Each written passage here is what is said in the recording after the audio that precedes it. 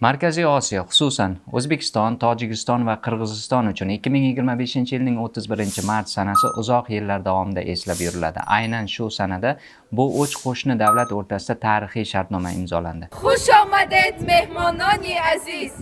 Xush kelibsiz aziz mehmonlar. Qutlug' bo'lsin nurli qadaminiz. Tojikiston prezidenti Emomali Rahmon taklifiga binoan Shavkat Mirziyoyev Xo'jandga bordi. Aeroportda Mirziyoyevni shaxsan Emomali Rahmon tantanali ravishda kutib oldi.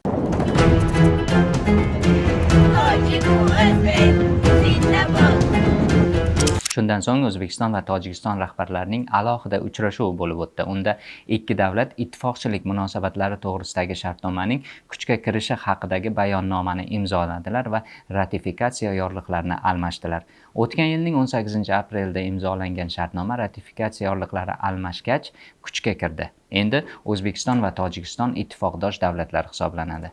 Shu kunning o'zida Shavkat Mirziyoyev, Emomali Rahmon va Sadir Japarov uch tomonlama uchrashuvda ishtirok etdilar. Rahbarimiz Tojikiston va Qirg'iziston tomonini kelishuv bilan tabrikladi. Xabaringiz bor, ikki qo'shni davlat o'rtasida chegara borasida ziddiyatlar mavjud bo'lib, doimiy ravishda ular o'rtasida kichik ko'ngilsizliklar hamda to'qnashuvlar sodir bo'lib turardi.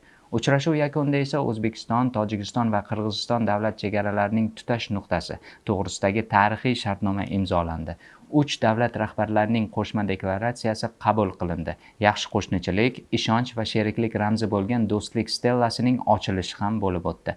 Endi mintaqada tinchlik va do'stlik yanada kengayishi kutilmoqda. Chegaralar ochilib, savdo va boshqa sohalar rivojlanishi uchun keng imkoniyatlar eshigi ochilmoqda.